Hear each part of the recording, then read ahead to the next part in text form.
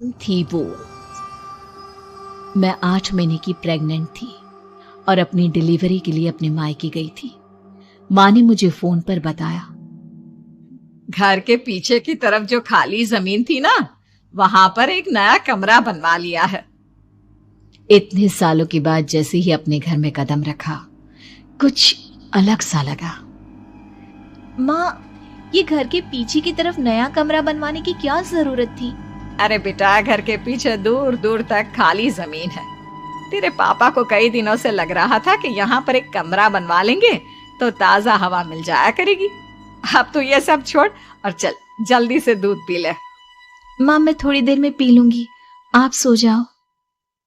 मैंने दूध का गिलास उठाकर उस खिड़की में रखा। पता नहीं कब आंख लग गई। अचानक से खिड़की के पल्लों के खड़कने की तेज आवाज आई। दूध का गिलास धड़ाम से जमीन पर आ गिरा। जमीन पर गिरते ही दूध का रंग लाल हो चुका था। मैंने खिड़की से झांक कर बाहर देखा। चारों तरफ गुप्त अंधेरा था। उस अंधेरे की तरफ से कुछ आवाजें आ रही थी, जैसे छोटे बच्चे आपस में खिलखिलाकर मस्ती कर रहे हो।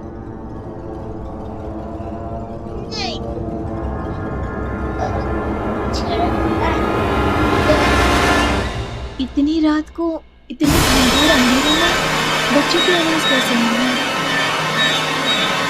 घड़ी में वक्त देखने को ठीक 12 बजे। देखकर मैं सन्न रह गई। बुरी आत्माओं और भूतों की कई कहानियां मैं सुन चुकी थी। वक्त भी कुछ ऐसा ही था।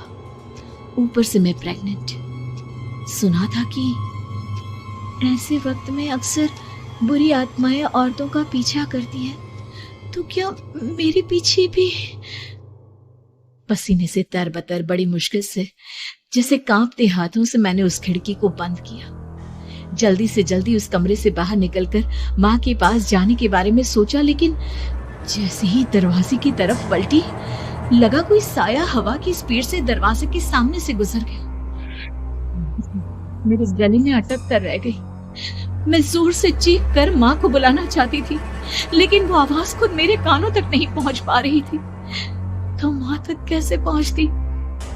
खिड़की के पल्ले एक बार फिर तेज हवा के झोंके से धड़ाम करके गिरे और पूरी ताकत से मैं चीख पड़ी। जानती थी मेरी चीख की आवाज सुनकर कुछ ही सेकंड में माँ वहां पहुंच जाएगी, लेकिन ऐसा कुछ हुआ ही नहीं। मेरा कलेजा डर के मारे फटा जा रहा था। आखिर माँ ने मेरी आवाज क्यों नहीं सुनी? इतनी गहरी नींद में तो माँ कभी नहीं सोती। ठीक पीछे खुली हुई वो खिड़की। मुझ में इतनी ताकत नहीं बची थी कि मैं पलटकर उस तरफ देख भी सकूं। हवा का एक सनसनाता हुआ झोंका उसी वक्त मेरे कानों से आकर टकराया। लगा जैसे किसी ने दबी हुई आवाज में धीरे से मुझसे कहा, जाओ यहाँ से। मैंने दोनों हाथ अपने कानों पर रख लिए और एक बार फिर ताकत लगाकर जोर से चीखने की कोशिश की।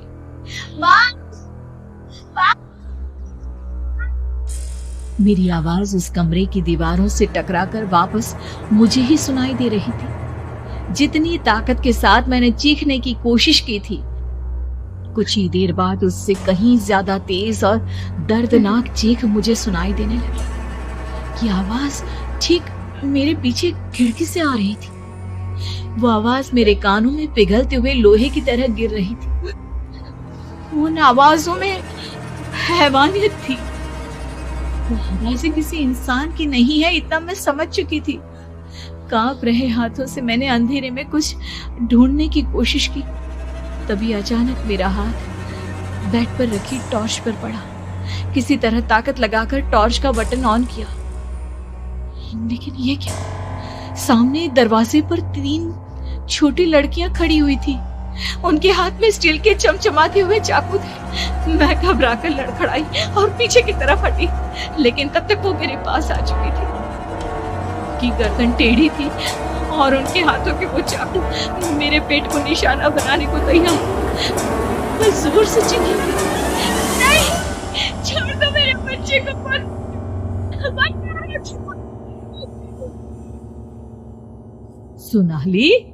सोनाली, क्या हुआ बेटा? तू इतनी डरी हुई क्यों है? उठ बेटा, क्या हुआ? हड़बड़ाकर मैंने अपनी आंखें खोली। देखा तो दिन निकल आया था। माँ मुझे जगा रही थी।